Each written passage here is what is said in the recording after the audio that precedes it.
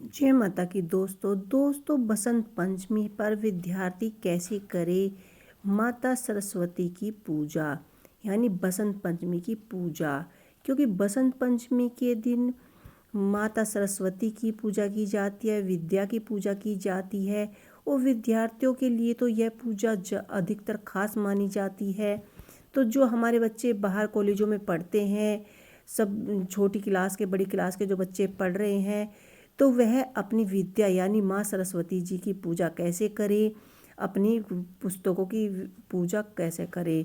तो वह बिना माता की तस्वीर के भी माता सरस्वती की पूजा की जाती है। क्योंकि हमारी जो पुस्तकें हैं यही माँ सरस्वती का वरदान है, और इनमें ही माता सरस्वती यानी माता की विद्या, ज्ञान, अनुभव सब छुपा हुआ है।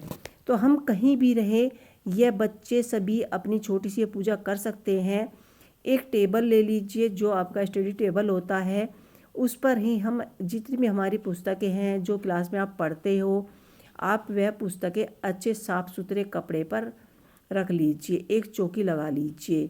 मैंने बताया था आपके पास कुछ नहीं है तो एक स्टडी टेबल जो होती है हमारे पढ़ने की, वो हम रख सकते हैं। उस पर अपने कुछ पुस्तकें रख लीजिए जो आप पढ़ रहे हैं, और एक दीपक जला लीजिए।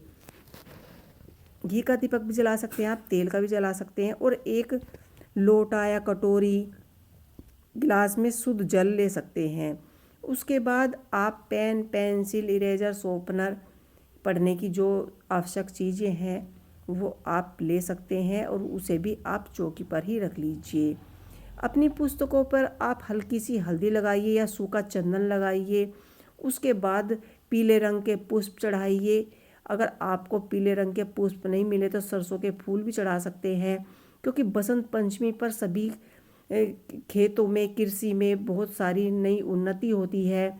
खेतों में फूल, फसलें पकती हैं और विद्या का संचार होता है। सरस्वती माता की पूजा की जाती है। कहा जाता है कि बसंत पंचमी से यानी बसंत से आगे जब बसंत रखा जाता है तो फसलों में भी अलग ही प्रोग्रेस होती है। जैसे पेड़ पौधों पे पत्ती आ जाती हैं, फल फ्रूट ज़्यादा होते हैं, फूल ज़्यादा खिलते हैं, फसलें अच्छी होती हैं, और इसके बाद ही फसलें पकनी शुरू हो जाती है।